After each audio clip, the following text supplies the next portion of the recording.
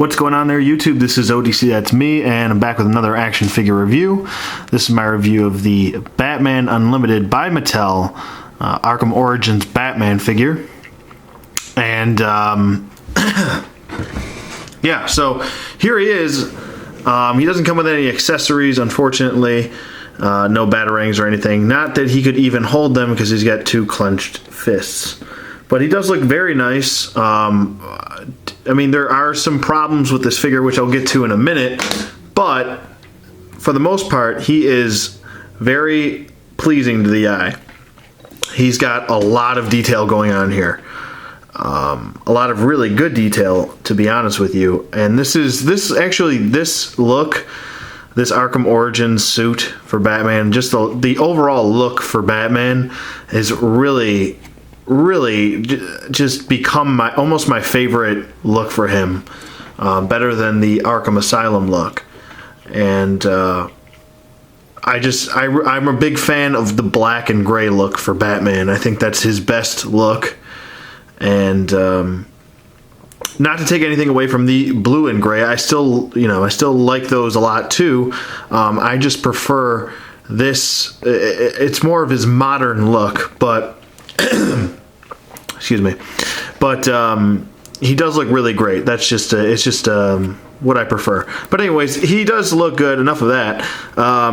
He does look really cool and very accurate to what he's supposed to look like in the game. 3 days before the game comes out, I got this guy in the mail. I was pretty happy about it. Him and Deathstroke. So the cape is very beautifully done, and there's a lot of sculpting in here. It gives off that almost that leathery, tough material, and it is pliable, and you can actually spread the wings out. Now back up here. So you can spread the wings out pretty far, or the cape out pretty far. I don't know why I called them wings, but and he does look good. The face sculpt is probably one of the better face sculpts I've seen. Unfortunately, he's kind of got a little bit of the peanut head syndrome to the body. I don't know. It's just coming off a little bit small for me, but that's just my opinion. His face might be coming off a little bit pale on camera, but in person, it's a very nice color. He's got the 5 o'clock shadow going on. Let me try to get in here. Move the camera closer. As you can see, there's the 5 o'clock shadow. The eyes could be better. He's got a little bit of a googly eye. But still, I mean, from far away, you can't really tell that much. As far as size comparison goes, he tends to fall over a lot. Size comparison time. Here is the Arkham City 2-pack from Mattel. I figured why not do Mattel versus Mattel. And to be honest with you, even this Arkham City 2-pack Batman is pretty back-heavy as well. I mean, he's very back-heavy, but this guy still, you got to spread his legs out a little bit for him to get him to stand. So there you go. I mean, Arkham City's a little bit taller, so there's your size comparison. Here he is standing next to Deathstroke. So they do look good together. They do fit well. Batman's a little bit taller. But as far as articulation goes, now this is the detriment of the action figure. Now, getting a Mattel figure, you would figure, hey, this guy's going to have, DC-UC articulation. Not in this case, so let's get to that. His head does move side to side, can do a full 360. His head does look up very well, though. So if you want to get into those scenes where he's kind of looking up at the bat signal, you can do that. Doesn't really look down, it kind of just looks eye level. His arms do move up, down. They cannot do a full 360. There's a hindrance by the cape here. No bicep swivel because he's got the Injustice elbow swivel and an elbow hinge. Not the best range of motion with the elbow, but it's better than Deathstroke's.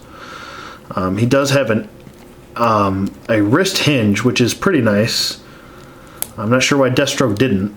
And he does have a wrist swivel, but it's kind of hindered by his gauntlet here. No ab crunch. He does have a waist swivel, T-jointed hips which go out, forward and back, upper thigh swivel, which is actually kind of cut on an angle and not straight dead on, so it's kind of odd to when you're twisting the leg. He does have double jointed knees, which is a big plus because he's a big bulky guy, this figure. He does not have a knee swivel or anything like that because he's got the upper thigh swivel, and he's got this ankle hinge that doesn't really move because I don't know whether it's hindering because of his shin guards here, or I don't know. This guy really could use an ankle pivot, to be honest with you, instead of just this hinge, because the hinge doesn't really move. They could have given us without a hinge and just given us a pivot, and that would have fixed all the problems with him standing, because it really throws the balance off of this figure. But other than that, I think, sculpt wise, he's very well done. I mean, you can see all his armor plating here, and it's mostly just on his chest because this is supposed to be Batman 2.0, or technically 1.75 as the creators have explained it, but they call it Batman 2.0, which is year 2 in case you didn't know. He does have some bolstering going on for the armor on the arms where the biceps are, some on the knees where the kneecaps are. But other than that, it looks like he's got his base suit under here, and then he's got his armor over his base suit, which is pretty nice. I mean, I don't mind that. The gauntlets could have been a little bit less bulky. His gauntlet blades, I think they should be a little bit less bulky. As you can see here with Arkham City, they just fit a little bit better. They just meld a little bit better with the gauntlet itself. They're a little bit too big, I think. They could have shortened them a little bit. But still, nonetheless, still a good figure. He's definitely better than Deathstroke in numerous ways. I think sculpt, he's got the better sculpt maybe. Although Deathstroke definitely has the better head sculpt. I would say that this guy is probably the better pickup if you were to pick up just one of the two. And, I mean, it is 3 days before the game, so, I mean, I wanted something to look at before the game comes out. And I'll probably, set them up, have a display or something like that while I'm playing the game, which is pretty fun to do. But he is kind of tough to stand. I'll try to stand him here. There we go. I had to see, he's leaning back.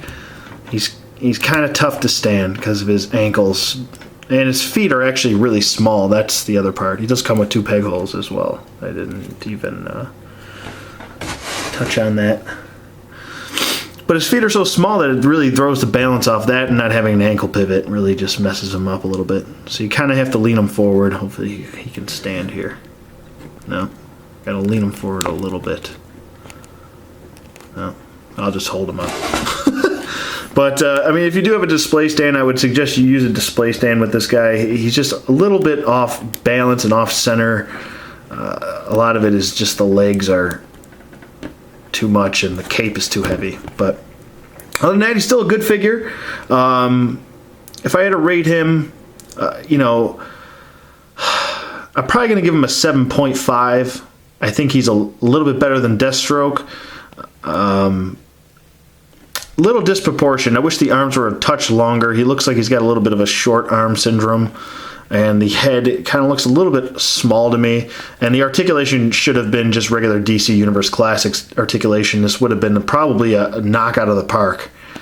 But other than that, he's still, I think, a pretty decent pickup. If you're into the game, I would suggest getting him. He goes for $15.99 on Amazon right now, and I got free 2-day shipping, so pretty cool. So let me know what you guys think in the comments below. Thanks for watching as always, and I will see you guys on the flip side.